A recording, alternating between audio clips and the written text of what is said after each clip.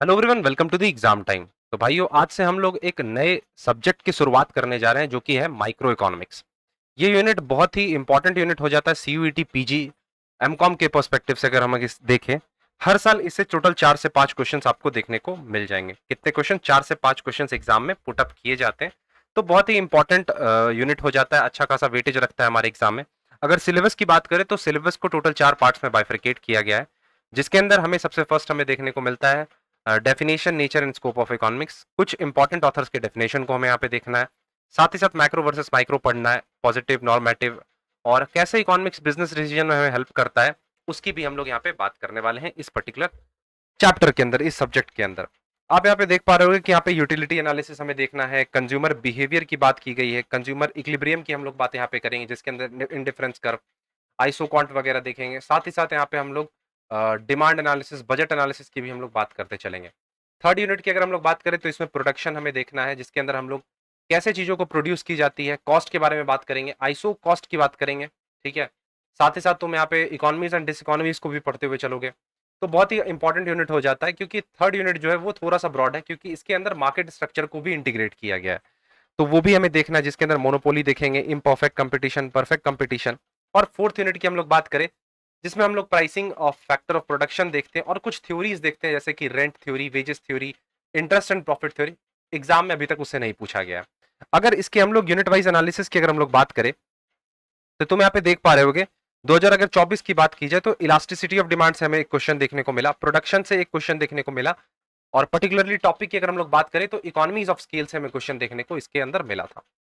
Next अगर हम लोग बात करें रेवेन्यू और कॉस्ट की, तो इसमें ये दो क्वेश्चन हमें देखने को मिल गए, एक थ्योरी था और एक प्रैक्टिकल था, जिसके अंदर बिजनेस मैथमेटिक्स की भी एप्लीकेशन थी। 2023 की बात करें तो डिमांड से एक क्वेश्चन था, इंडिफरेंस कर में रिजलाइन और आइसोकॉन से क्वेश्चन पूछा गया था, इंपॉर्टेंट है। कॉस्ट से एक क्वेश्चन था और मार्केट स्ट्रक्चर से भी एक क्वेश्चन हमें देखने को मिला था। 2022 की बात की जाए तो इलास्टिसिटी ऑफ डिमांड से एक क्वेश्चन, जनरल क्वेश्चन एक था, मैच लिस्ट की यहाँ पे बात की गई थी। कॉस्ट से एक क्वेश्चन था और मार्केट स्ट्रक्चर, जिसमें एक पर्टिकुलरली टॉपिक की हम लोग बात करें, प्राइस डिस्क्रिमिनेशन से हमें क्वेश्चन देखने को यहाँ पे मिला था। तो ये यूनिट, ये कह सकते हो ओवरऑल जो पीवाईक्यू एनालिसिस यहाँ पे तुम देख रहे हो, यूनिट वाइज एनालिसिस काफी हेल्पफुल होने वाला है अगर इस हिसाब से पढ़ते हो। देखो, ये मैं नहीं कह रहा कि तुम अभी से सिर्फ इन्हीं 4-5 टॉपिक्स पे फोकस करो। अभी से तुम्हें स्क्रैच स्क्रैच से स्टार्ट करना है, बेसिक से स्टार्ट करना है, हर एक टॉपिक को कवर करते चलना है। लेकिन रिवीजन में जब हम लोग रिवाइज करेंगे सारे कंसेप्ट को, तो इनको भी कंसिडर करते चलना है, इनको ज्यादा इंपॉर्टेंस देते चलना है। ठीक है, क्योंकि पीवाईक्यूज जो होता है वो एक अच्छा वेट रखता है तुम्हारे एग्जाम में, तो उसको भी हम लोग कवर अप करते चलेंगे। तो स्टार्ट करते हैं बिना किसी देरी के, और उससे पहले मैं थोड़ा सा और पीवाईक्यू एनालिसिस तुम्हें इसका एक दिखा दूं। ये वीडियो मैंने यूट्यूब पे भी पोस्ट कर रखा है, तो तुम चाहो तो इसका प्रॉपर देख सकते हो, जिसमें मैंने सिलेबस डिस्कस किया है, साथ ही साथ बताया पीवाईक्यू एनालिसिस और क्वेश्चन का पैटर्न भी दिखाया। तो सबसे पहले उस वीडियो को कवर अप कर लेना, फिर इस यूनिट पे आना, और साथ ही साथ कुछ मैंने वहां पे टिप्स भी शेयर करे, देख लो क्वेश्चंस कैसे कैसे आए। ठीक है, तो ये यूनिट काफी सही है तुम्हारे लिए।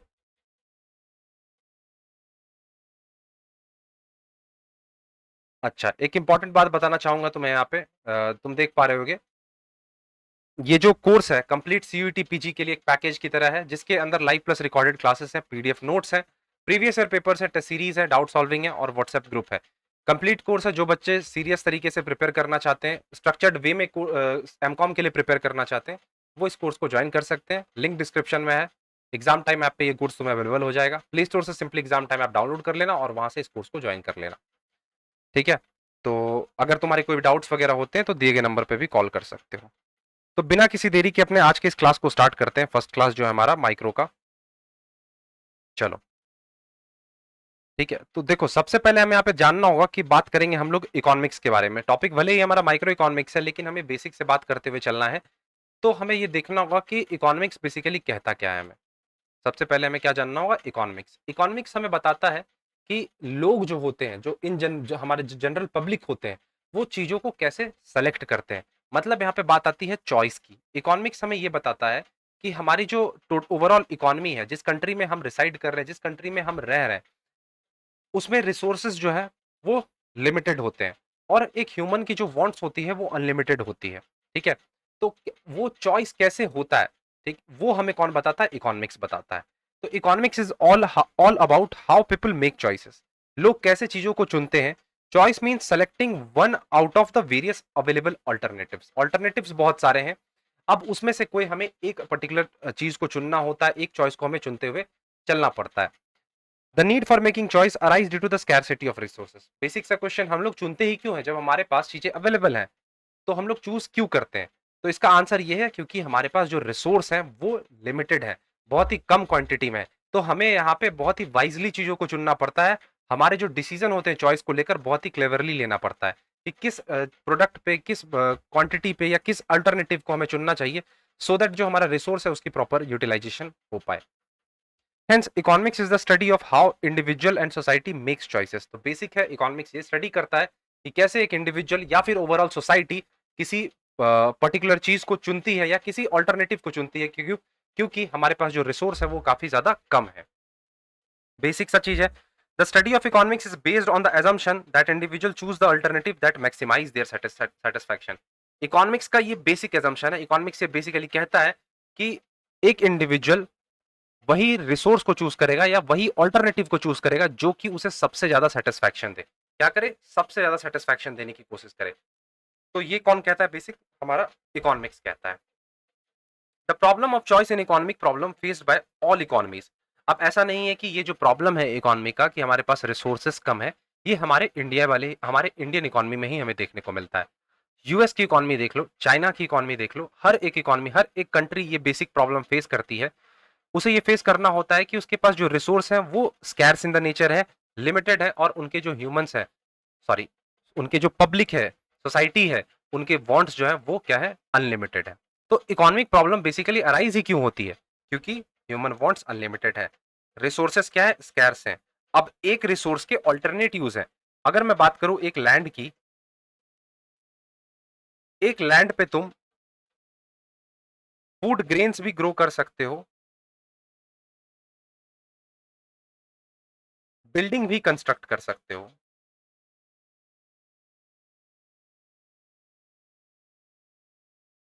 क्या कर सकते हो? एक जमीन पे तुम चाहो तो कुछ उगा सकते हो या फिर कुछ चाहो तो उस पे कंस्ट्रक्ट कर सकते हो। मैंने एग्जांपल के लिए बिल्डिंग यहाँ पे ले लिया। तो अब यहाँ पे तुम्हारे पास ऑप्शंस है, ठीक है, कि तुम्हें क्या कोई चीज उगाना है या फिर कुछ कंस्ट्रक्शन करना है। लेकिन जो तुम्हारे पास रिसोर्स है वो क्या है? लिमिटेड। रिसोर्स यार स्टैंड्स फॉर लैंड। लैंड को यहाँ पे हम लोग क्या कर रहे हैं? रिसोर्स मान रहे हैं। और ये जो दो दो ऑप्शन है हमारे, ये क्या है? ऑल्टरनेटिव्स है। तो एक इंसान को ये चुनना पड़ेगा। ऐसा तो है नहीं कि वो एक जमीन पे दोनों काम कर लेगा, उसको कुछ ना कुछ तो एक तो सेक्रीफाइस करना होगा। उसके जो रिसोर्स है, उसके जो यूजेस हैं वो काफी ज्यादा है, ऑल्टरनेटिव यूजेस अवेलेबल है। तो ये प्रॉब्लम उसी की वजह से हमें देखने को मिलती है। ठीक है, तो ये बेसिक प्रॉब्लम है जो कि हर एक इकोनॉमी को फेस करना पड़ता है। कौन क्या क्या प्रॉब्लम है? स्कैर्स रिसोर्स, अनलिमिटेड वांट्स और अल्टरनेटिव रिसोर्स यूजेस, ये तीन बेसिक प्रॉब्लम है हर एक इकोनॉमी। अब इकोनॉमिक्स का एक क्वेश्चन होता है जो कि हर एक इकोनॉमी को फेस करना पड़ता है।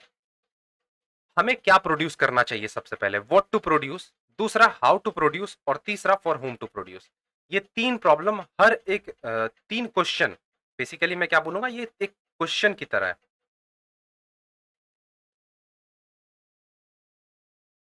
ये तीन क्वेश्चन जो कि हर एक इकोनॉमी को इस क्वेश्चन का आंसर देना होता है। बेसिकली मतलब एक प्रॉब्लम की तरह उसको इसे टैकल आउट करना होता है। व्हाट टू प्रोड्यूस, क्या प्रोड्यूस करें? क्या हम डिफेंस गुड्स प्रोड्यूस करें? कंज्यूमर गुड्स प्रोड्यूस करें? हाउ टू प्रोड्यूस की बात आती है, कैसे प्रोड्यूस करना है हमें। क्या हम लेबर इंटेंसिव टेक्निक का इस्तेमाल करें या फिर हम मशीन पे शिफ्ट कर जाए, कैपिटल इंटेंसिव टेक्निक की तरफ मूव करें। और तीसरा प्रॉब्लम फॉर होम, किसके लिए प्रोड्यूस करें? सोसाइटी के रिच क्लास के लिए प्रोड्यूस करें या फिर सोसाइटी में जो गरीब लोग हैं, ठीक है, जिनकी इनकम उतनी अच्छी नहीं है, हम उनके लिए प्रोड्यूस करें। तो ये जो तीन क्वेश्चन है, हर एक इकोनॉमी को ये तीन क्वेश्चन फेस करने होते हैं। और चाहे वो एक बिजनेसमैन कह लो या फिर एक गवर्नमेंट ही कह लो, उसको अपने जो प्लान्स होते हैं, पॉलिसीज होते हैं, इन तीनों क्वेश्चन को माइंड में रख के बनाने पड़ते हैं। तो इसी तीन क्वेश्चन को हम लोग यहाँ पे सबसे पहले समझेंगे। उससे पहले हमें कुछ डेफिनेशंस देख लेना चाहिए कि इकोनॉमिक्स की डेफिनेशन अलग अलग ऑथर्स ने कैसे दिए थे। यहाँ पे मैं दो मोस्ट पॉपुलर ऑथर्स को यहाँ पे कवर अप करूंगा, एडम स्मिथ और अल्फ्रेड मार्शल को। एडम स्मिथ जिन्होंने कहा था इकोनॉमिक्स क्या है? साइंस ऑफ वेल्थ है। इनका इनका एक बहुत ही पॉपुलर डेफिनेशन है ये। उनके अनुसार इकोनॉमिक्स क्या है? साइंस है। किसका? वेल्थ का। इन्हें हम फादर ऑफ इकोनॉमिक्स भी कंसिडर करते हैं। ये छोटे छोटे पॉइंट्स हाईलाइट करते चलना, हो सकता है तुम्हारे एग्जाम में ये सारी चीजें पूछ ली जाए। According to this definition economics क्या है? एक साइंस है किसका? Of the study of wealth only. It deals with the production, distribution and consumption. Economics क्या करता है? चीजों को कैसे प्रोड्यूस करना है, उसे कैसे डिस्ट्रीब्यूट करना है और कैसे कंज्यूम करना है, ये हमें कौन बताता है? इकोनॉमिक्स बताता है।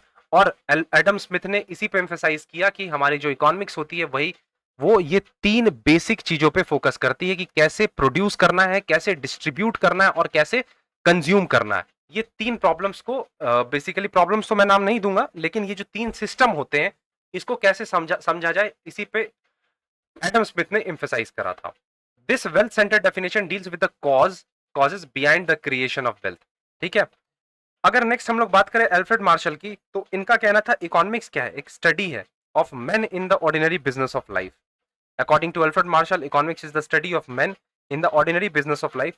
It examine how a person get his income and how he invested. तो डेफिनेशन से ही तुम समझ पा रहे होगे कि यहाँ पे किसकी स्टडी की जाएगी? किसी इंडिविजुअल की, किसी मैन की स्टडी की जाएगी। हम देखेंगे कि कैसे वो व्यक्ति अपने इनकम को अर्न करता है, कैसे इनकम कमाता है और कैसे उस इनकम को कहीं पे इन्वेस्ट करता है। तो यहाँ पे इसकी बात की गई थी। दस ऑन वन साइड ये एक स्टडी करता है, it is a study of a wealth कह सकते हैं, क्योंकि इनकम की बात हो रही कि कैसे इनकम जनरेट होगा, तो जाहिर सी बात है वेल्थ की बात तो होगी यहाँ पे। लेकिन दूसरा इंपॉर्टेंट साइड ये भी है कि वो वेलबींग की बात करता है। मतलब आप कहाँ इन्वेस्ट कर रहे हो, क्या आप सोसाइटी के लिए खर्च कर रहे हो या फिर पर्सनल मोटिव के लिए खर्च कर रहे हो। तो इस यहाँ पे दोनों चीज की बात की गई है। तो देख सकते हो, शायद नहीं दिख रहा होगा, मैं थोड़ा सा साइड हो जा रहा हूँ। ये देखो, स्टडी ऑफ वेलबींग की बात की जा रही है, वेलफेयर की बात की जा रही है। तो दो एस्पेक्ट इनके डेफिनेशन के अनुसार अगर हम लोग समझने की कोशिश करें तो टोटल दो एस्पेक्ट है। ठीक है, चलो अब देखो माइक्रो वर्सेस मैक्रो, हमें यहाँ पे समझते चलना होगा कि माइक्रो होता क्या है और मैक्रो इकोनॉमिक्स होता क्या है। आसान भाषा में समझाऊं तो माइक्रो इकोनॉमिक्स जो होता है बहुत ही बेसिक लेवल पे वर्क करता है और मैक्रो इकोनॉमिक्स जो है वो एज अ होल काम करता है। अगर हम लोग एग्जांपल ले एक सोसाइटी की, तो एक सोसाइटी में बहुत सारी फैमिलीज रिसाइड करती हैं। ठीक है, बहुत सारे लोग रहते हैं, अब अलग अलग हो सकते हैं, जैसे कि कोई भी हो सकता है। मान लो मिस्टर शर्मा जी, मिस्टर वर्मा जी, कोई भी अलग अलग फैमिलीज रिसाइड करती हैं एक सोसाइटी में। अगर हम ओवरऑल सोसाइटी की बात करें तो वो हमारा मैक्रो इकोनॉमिक्स होगा। ठीक है, वो क्या होगा? मैक्रो इकोनॉमिक्स होगा। लेकिन अगर हम लोग बात करें किसी एक इंडिविजुअल फैमिली की, उस सोसाइटी में रह रहे किसी एक इंडिविजुअल फैमिली की अगर हम लोग बात करें, तो वो हमारा कौन सा हो जाता है? वो माइक्रो इकोनॉमिक्स हो जाता है। मतलब मेरा समझाने का ये है कि माइक्रो इकोनॉमिक्स इंडिविजुअल बिहेवियर की बात करता है, इंडिविजुअल इकोनॉमिक बिहेवियर की बात करता है। लेकिन मैक्रो इकोनॉमिक्स की बात अगर यहाँ पे की जाए तो वो पूरे इकोनॉमी को एज अ होल देखते हुए चलता है। फॉर एग्जाम्पल यहाँ पे तुम देख पा रहे होगे कि एक इंडिविजुअल की क्या इनकम एक्सपेंडिचर है, एक हाउस होल्ड की क्या इनकम एक्सपेंडिचर है। ठीक है, एक प्रोडक्शन फर्म, मतलब इंडिविजुअलिटी की यहाँ पे बात हो रही है। लेकिन जब बात आती है मैक्रो इकोनॉमिक्स की, तो यहाँ पे एक पूरी कंट्री की बात होगी, ओवरऑल जीडीपी की बात होगी, जीएनपी की बात होगी, गवर्नमेंट की बात होगी, पूरे कंट्री की बात होगी, ना कि किसी एक इंडिविजुअल व्यक्ति की या एक सोसाइटी की या एक शहर की बात होगी। ठीक है, तो ये बेसिक है माइक्रो वर्सेस मैक्रो। थोड़ा सा और अगर इसे हम इसे टेक्स्ट के फॉर्म में समझने की कोशिश करें, तो माइक्रो इकोनॉमिक्स डील करता है with the decision making of single economic variable. एक इकोनॉमिक वेरिएबल की बात होगी, जैसे डिमांड कह लो, प्राइस कह लो, कंज्यूमर्स कह लो। ये एक नैरो इन स्कोप होता है and interprets the small constituent of the entire economy. एक पूरे इकोनॉमी की एक छोटे कंस्टिट्यूएंट की बात करता है हमारा माइक्रो इकोनॉमिक्स। लेकिन वही बात की जाए मैक्रो इकोनॉमिक्स की, तो ये एवरेज से डील करता है, एग्रीगेट से डील करता है, पूरे इकोनॉमी को कंसीडर करता है। जैसे कि नेशनल इनकम ले लो, एक इकोनॉमी की एग्रीगेट डिमांड क्या है, एग्रीगेट सप्लाई क्या है, एग्रीगेट सेविंग क्या है, आउटपुट क्या निकल कर आ रही है, इसकी जब बात आती है तो ये हमारा मैक्रो इकोनॉमिक्स कंसेप्ट हो जाता है। ये जाहिर सी बात है, इसकी स्कोप जो होगी वो काफी ज्यादा होगी, इकोनॉमी को इंटरप्रेट करेगा, पूरे कंट्री को एज अ होल देखते हुए ये चलेगा। माइक्रो इकोनॉमिक्स की अगर बात की जाए तो it is also known as the price theory because it explain the process of economic resource allocation on the foundation of relative price of several goods and service. इसको प्राइस थ्योरी भी बोला जाता है क्योंकि ये हमें बताता है कि जो इकोनॉमिक की रिसोर्सेस हैं, हमारे इकोनॉमी में जितने भी रिसोर्सेस हैं, उसको कैसे हमें एलोकेट करना है on different goods and services. लेकिन जब बात आती है मैक्रो इकोनॉमिक्स की, तो इसको हम लोग इनकम थ्योरी बोलते हैं, क्योंकि हमें ये एक्सप्लेन करता है कि हमारे इकोनॉमी में जो नेशनल इनकम है उसके जो लेवल है वो कैसे चेंज हो रहे हैं, किस प्रकार से वो चेंज हो रहा है। ये कौन हमें बताता है? मैक्रो इकोनॉमिक्स बात इसकी कर रहा होता है। It deals with the flow of various factors of a production from a single owner to a single user of those resources. It deals with the circular flow of income and expenditure between the different sectors of the economy. Basic चीज है, circular flow की बात करेगा कि कैसे एक economy में हमारी जो इनकम है वो सर्कुलेट करती है, एक लोग से दूसरे लोग के पास पहुंचती है. नेक्स्ट अगर तुम देखो तो it helps in developing policies, appropriate resource distribution at a firm level. Firm level पे कैसे हमें हमारे रिसोर्स को डिस्ट्रीब्यूट करना है, डिफरेंट लोगों तक पहुंचाना है, ये बात करता है माइक्रो इकोनॉमिक्स. लेकिन मैक्रो इकोनॉमिक्स की अगर बात की जाए तो इसमें ऐसे पॉलिसीज फ्रेम किए जाते हैं जो कि बात करेगी पूरे इकोनॉमी की, कि पूरे इकोनॉमी में हम लोग कैसे रिसोर्स को डिस्ट्रीब्यूट करेंगे, लोगों तक पहुंचाएंगे, इसकी बात यहाँ पे होती है. ठीक है, तो ये बेसिक चीज है जो कि हमें समझते हुए चलना होगा. अब चलो बात कर लेते हैं पॉजिटिव वर्सेस नॉर्मेटिव इकोनॉमिक्स की. तो पॉजिटिव इकोनॉमिक्स नाम से समझ आ रहा हो, यहाँ पे पॉजिटिव एस्पेक्ट को यहाँ पे रिप्रेजेंट करने की कोशिश की जा रही है, लेकिन वही जो नॉर्मेटिव होता है वो कहीं ना कहीं वेरिफिकेशन उसकी पॉसिबल नहीं हो पाती, क्योंकि वो नेगेट करता है किसी चीज को. अगर हम लोग बात करें पॉजिटिव इकोनॉमिक्स की तो ये बेसिकली एक्चुअल डेटास पे बेस्ड है. किस पे बेस्ड है? एक्चुअल डेटास पे बेस्ड है, फैक्ट्स पे बेस्ड है और नंबर्स पे बेस्ड है. लेकिन जब बात आती है नॉर्मेटिव इकोनॉमिक्स की तो ये किसी व्यक्ति के ओपिनियंस पे बेस्ड है, वैल्यूज पे बेस्ड है, इंटरप्रिटेशन पे बेस्ड है. पॉजिटिव इकोनॉमिक्स के रिजल्ट को हम लोग क्या कर सकते हैं? वेरीफाई कर सकते हैं, लेकिन नॉर्मेटिव इकोनॉमिक्स की वेरिफिकेशन जो है वो पॉसिबल ही नहीं है. अगर और तुम थोड़ा यहाँ पे समझने की कोशिश करो, जो स्कोप होता है पॉजिटिव इकोनॉमिक्स का वो डिस्क्रिप्टिव इन द नेचर होता है एंड ऑब्जेक्टिव होता है. लेकिन बात जब आती है नॉर्मेटिव इकोनॉमिक्स की तो प्रिस्क्रिप्टिव एंड सब्जेक्टिव हो जाता है. ठीक है, थोड़ा सा और अगर समझ लेते हैं, पॉजिटिव क्या कहता है? इज, वॉज, विल बी, क्या होना चाहिए. विल बी बेसिकली को होना चाहिए, तो आउट टू बी, शुड भी हो जाएगा. जैसे कि यहाँ पे दो व्यक्ति है, देख रहे हो तुम, when prices fall people often delay their purchases. ठीक है, बेसिकली यहाँ पे फैक्ट्स को रखा जा रहा है कि जब प्राइसेस किसी चीज की गिरेंगी तो sorry, when prices fall people often delay their purchase, तब तक जो लोग होते हैं, लोग अपने परचेस को डिले कर सकते हैं, रोक सकते हैं. लेकिन अगर तुम दूसरे इमेज को देखोगे, जस्ट यहाँ सॉरी यहाँ पे जस्ट इमेज को तुम देखोगे, यहाँ पे आउट टू बी ओपिनियन रखा जा रहा है कि जो ऑरेंज है वो बेटर है ग्रीन से. इसको प्रूफ नहीं किया जा सकता है, लेकिन इस चीज को प्रूफ किया जा सकता है कि हाँ, जब प्राइसेस गिरेंगी तब तक के लिए लोग अपने परचेस को क्या कर सकते हैं? डिले कर सकते हैं. ये चीज वेरीफाइबल है बेसिकली. तो अगर हम लोग बात करें नॉर्मेटिव की तो ये रिकमेंडेशंस देता है, not based on the fact, tells you should be and have been prescriptive in the nature and subjective in the nature है. तो ये सारी चीजों को तुम देखते हुए चलना. थोड़ा और अगर हम लोग समझने की यहाँ पे कोशिश करें तो पॉजिटिव स्टेटमेंट क्या कहता है? ऑब्जेक्टिव होता है और टेस्टेबल थ्योरीज होती हैं.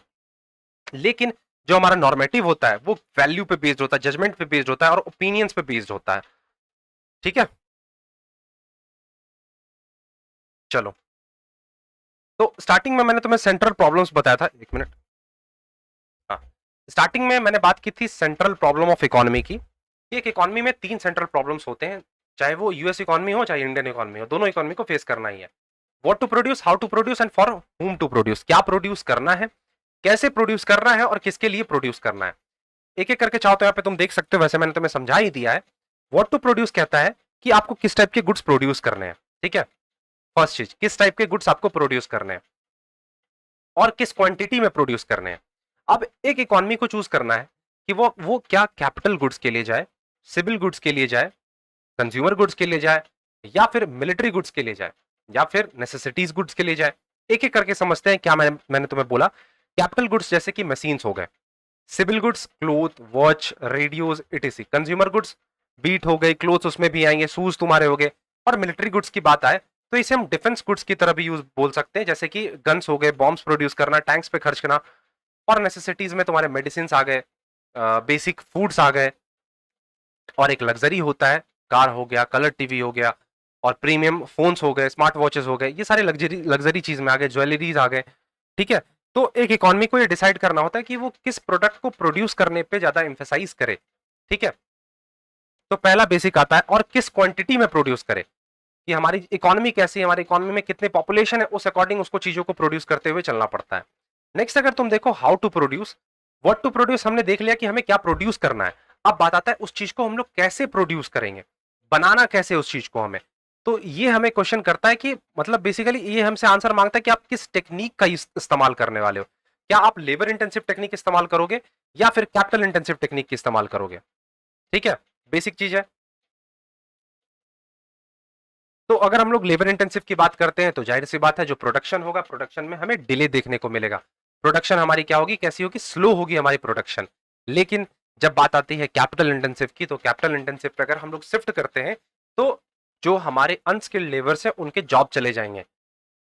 हमें बहुत सारे लोगों को अनएम्प्लॉयड करना होगा, मतलब जॉब से निकालना होगा अगर हम लोग मशीन्स ला रहे हैं, क्योंकि यार मशीन्स को हैंडल करने के कुछ गिने चुने लोग ही चाहिए जिनके पास स्किल्स हो उसको हैंडल करने के लिए।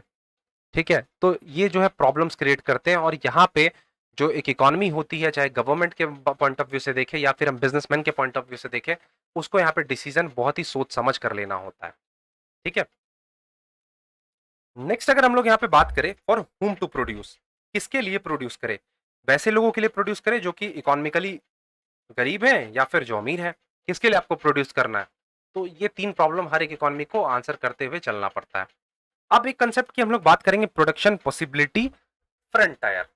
ठीक है, अगर हम लोग बात करें प्रोडक्शन पॉसिबिलिटी फ्रंटायर की, तो सबसे पहले मैं बता दूं इसको हम लोग अलग अलग नेम से भी जानते हैं, जैसे कि production possibility curve, transformation curve, और एक और नाम दिया जाता है, मैं यहां पे तुम्हें लिख दे रहा हूं, production possibility boundary.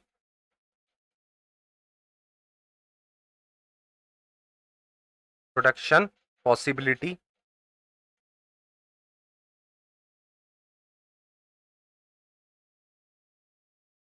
Production possibilities boundaries.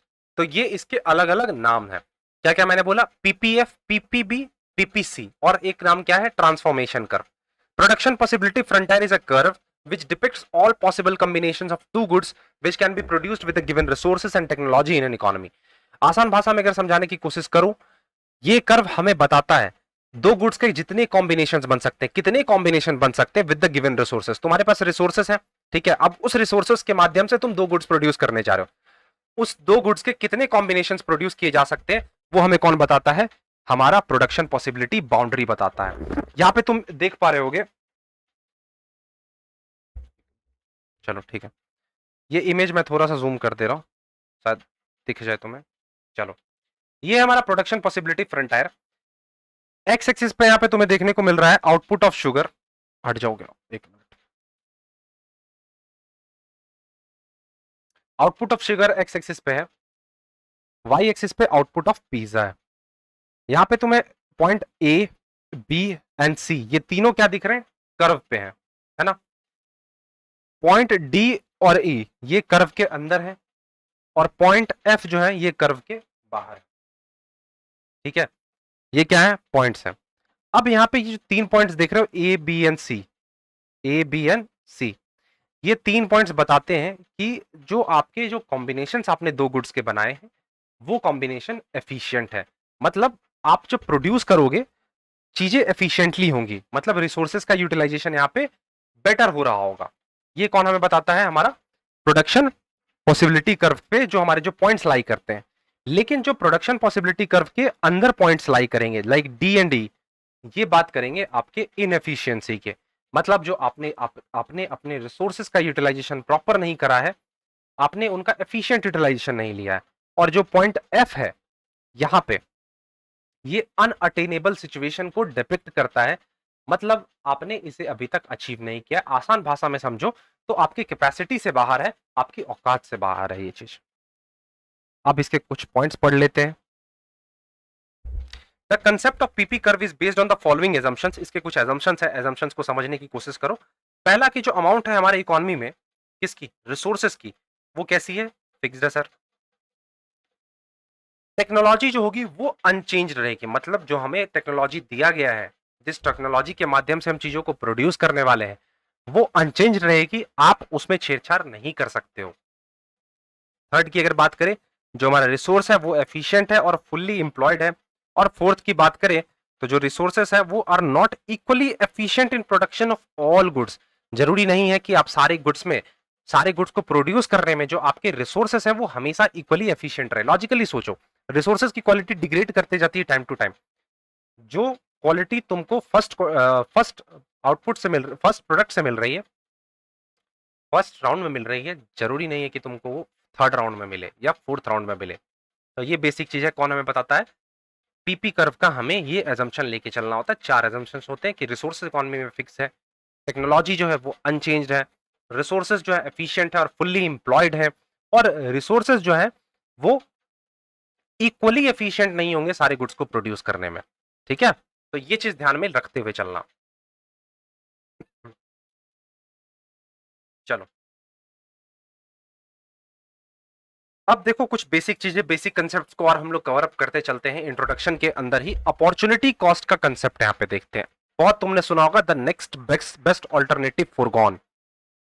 अगर इस डेफिनेशन को तुम समझने की कोशिश करो, तुम्हें फ्यूचर में बनना था एक बैट्समैन, बैट्समैन एक बनना था, लेकिन तुमने स्टडीज पे फोकस किया और तुम प्रोफेसर बन गए। क्यों ऐसा हुआ? क्योंकि तुम्हारे पेरेंट्स चाहते थे कि तुम्हें प्रोफेसर बनना है, या फिर तुम्हें एक टीचर बनना है, या फिर तुम्हें एक डॉक्टर बनना है। लेकिन तुम्हारा मन क्या था? तुम्हें बनना था बैट्समैन। लेकिन तुमने यहाँ पे एक अपॉर्चुनिटी को जाने दिया। क्यों? क्योंकि तुम्हारे गार्जियन चाहते थे। यहाँ पे मैं तुम्हें एक एग्जांपल से समझाने की जस्ट कोशिश कर रहा हूँ, रियल लाइफ में इंप्लीमेंट कर ले मत, इसको कनेक्ट करने की कोशिश मत करना। समझने का एक और एग्जांपल अगर तुम्हें मैं समझाने की कोशिश करूं, देखो तुम्हारे पास तुमने यूजी कंप्लीट कर लिया, पीजी में एंटर करने वाले हो, और यूजी में तुमने गोल्ड मेडल लाया। अब तुम्हारे गार्जियन ने तुम्हें 2 ऑप्शंस दे रखे हैं, आईफोन 15 प्रो ले लो या फिर कोई एक बाइक ले लो। अब ये तुम्हारा यहाँ पे डिसीजन होने वाला है कि तुम्हें कौन सा डिसीजन यहाँ चूज करना है। जो थोड़े फोन दिखाने के शौकीन होंगे वो जाहिर सी बात है फोन को सेलेक्ट करेंगे और बाइक को जाने देंगे, या फिर अगर गर्ल्स हो तो स्कूटी मान लो बाइक की जगह। और कुछ लोग अगर व्हीकल के शौकीन होंगे, बाइक चाहिए होगा या स्कूटी चाहिए होगा, तो कहेंगे यार चलो फोन तो बाद में भी ले लेंगे, जरूरी थोड़ी आईफोन से ही काम चला, एंड्रॉइड से भी काम चल जाएगा, बाइक ले लेते हैं अभी फिलहाल के लिए। तो यहाँ पे तुम कहोगे ना कि यार मैंने बाइक के लिए आईफोन को छोड़ दिया, या स्कूटी के लिए मैंने आईफोन को छोड़ दिया, या फिर आईफोन के लिए मैंने स्कूटी को छोड़ दिया। तो यहाँ पे बात जो हो रही है या किसकी है? अपॉर्चुनिटी लॉस्ट की। तुमने यहाँ पे एक ऑल्टरनेटिव को चूज करने के लिए दूसरे ऑल्टरनेटिव को जाने दिया। तो ये कौन हमें बताता है? The concept of opportunity cost. तुमने पढ़ रखा होगा, 11th में भी पढ़ा होगा, यूजी में भी तुमने पढ़ा होगा। जस्ट मैं क्या कर रहा हूं, तुम्हें रिकॉल कर पा रहा हूं ये चीज। तो डेफिनेशन वगैरह तुम खुद से देख लेना, बेसिक चीज है। अगर हम लोग बात करें एमआरटी की, तुमसे अगर कोई पूछे एमआरटी क्या है, एमआरटी भाई स्लोप है किसका? अपॉर्चुनिटी कॉस्ट का। तो अगर 2 गुड्स की एमआरटी एक्स, तुम एमआरटी देखोगे for the good X and Y, 2 goods है X and Y. For example यहाँ पे हम लोग एक्स को बोल देते हैं, यहाँ लिखता हूँ, थोड़ा सा जूम करता हूँ। गुड एक्स जो है वो है तुम्हारा बाइक, और गुड वाई जो है वो है आईफोन। बाइक के बगल में एक स्कूटी भी लिख देता हूँ, ठीक है, नहीं तो लड़कियां नाराज हो जाएंगी। तो यहाँ पे अगर हम लोग बात करें हाँ, MRT for the good X and Y, marginal rate of transformation क्या है? ये बताता है कि आपने एक्स यूनिट को गेन करने के लिए कितने यूनिट्स वाई के सेक्रीफाइस करें। तो यहाँ पे वाई है हमारा आईफोन, अगर हमने आईफोन सेक्रीफाइस करा है in order to gain bike, ठीक है, तो वो हमारा MRT for the good X and Y हो जाएगा। जो चीज सेक्रीफाइस कर रहे हो आप उसको अपर साइड रखते हो, और जो गेन होता है आपका वो नीचे साइड जाता है। इसको हम लोग ऐसे भी रिप्रेजेंट कर सकते हैं, डेल्टा वाई अपॉन में डेल्टा एक्स। इस सिंबल को हम लोग डेल्टा से रिप्रेजेंट करते हैं। तो जो हमारा मार्जिनल अपॉर्चुनिटी कॉस्ट है, ये एडिशन कॉस्ट है in the terms of a number of units of a commodity sacrifice to produce one additional unit of another commodity. तो इकोनॉमी में भी यही कंसेप्ट अप्लाई होता है। 2 गुड्स आपके पास है, अगर 2 गुड्स में किसी एक गुड्स को आपको ज्यादा प्रोड्यूस करना है तो उसके लिए आपको दूसरे गुड्स को सेक्रीफाइस करना ही पड़ता है, क्योंकि रिसोर्स भाई साहब आपके पास लिमिटेड है। तो ये कंसेप्ट आपको यहाँ इसके अंदर देखते हुए चलना होगा। प्रॉपर्टीज देख लो पीपीसी के, इसको याद रखना। पीपीसी का स्लोप यहाँ पे देख लेना।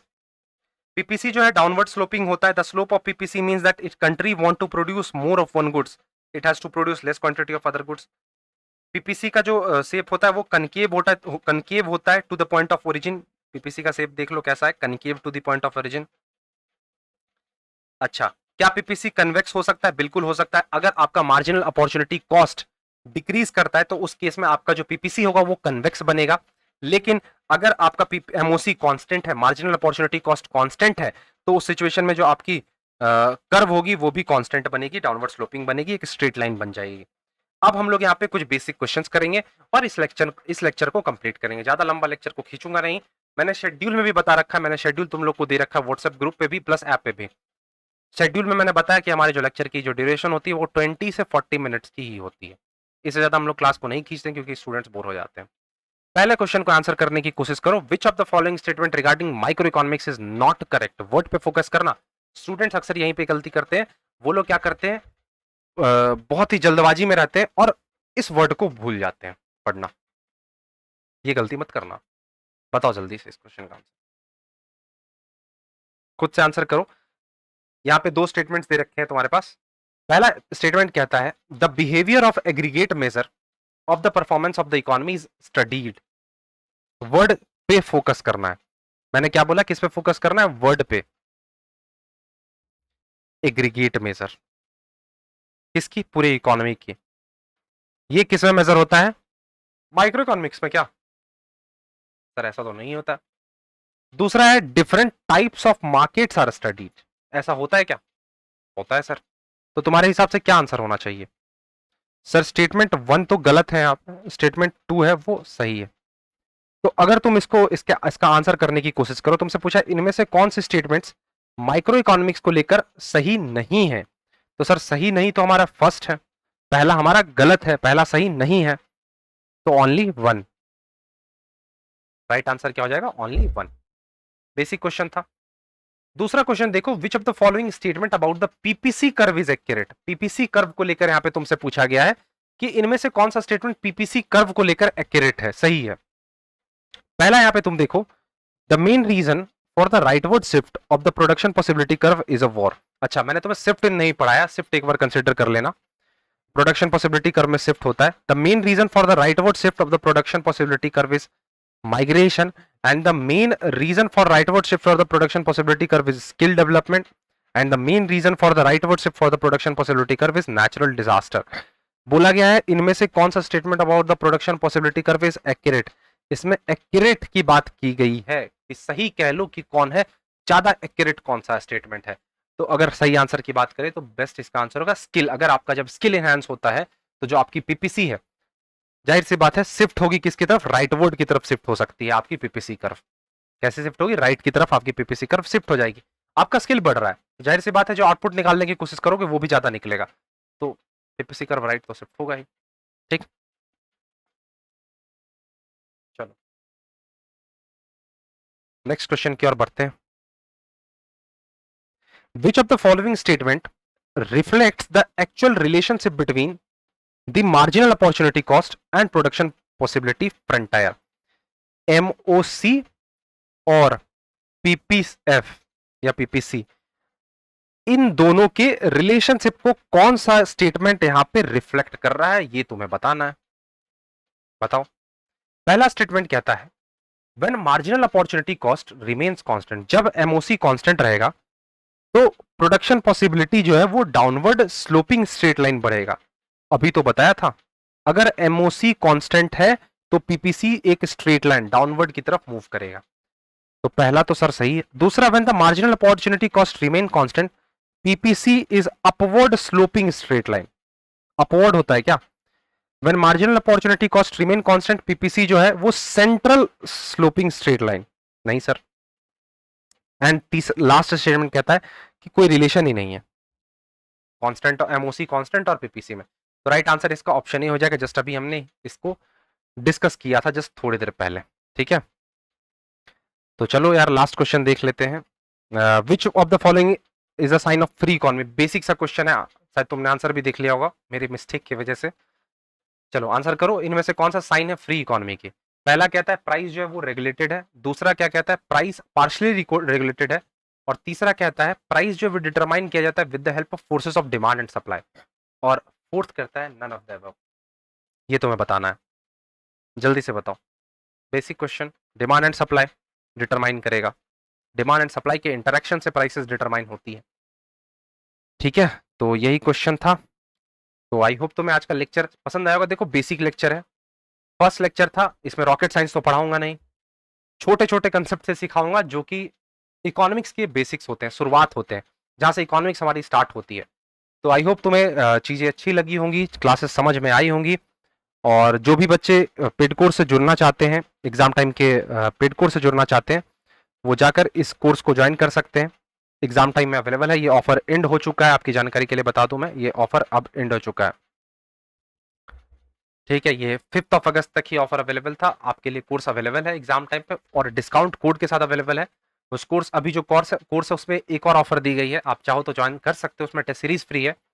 ठीक है, प्लस प्राइसेस को नॉमिनल रखा गया है अदर इंस्टीट्यूट के कंपैरिजन में, तो आप चाहो तो उसे जाकर ज्वाइन कर सकते हो। और अगर आपकी कोई भी दिक्कत होती है तो दिए गए नंबर पे भी कांटेक्ट कर सकते हो, यहाँ पे सारे नंबर्स आपको देखने को मिल रहे हैं, टेलीग्राम चैनल का लिंक डिस्क्रिप्शन में। और एक इंपॉर्टेंट चीज, मैंने एक व्हाट्सएप ग्रुप प्रिपेयर किया है सीयूईटी एमकॉम एंट्रेंस स्टूडेंट्स के लिए, आप चाहो तो उस ग्रुप को ज्वाइन कर सकते हो, उसमें मैं क्विजेस पोस्ट करता हूँ, साथ ही साथ कुछ कंटेंट, फ्री कंटेंट्स भी पोस्ट करता हूँ, और बाकी बच्चे उसमें डिस्कशंस करते हैं। तो आप चाहो तो वो भी ज्वाइन कर सकते हो, टेलीग्राम पे मैं उसका लिंक शेयर करते रहता हूँ time to time, so that students तक वो ग्रुप पहुंचते रहे। ठीक है, तो एंड करते हैं अपने आज के सेशन को, मिलते हैं अपने नेक्स्ट क्लास में, तब तक के लिए thank you, bye bye and take care.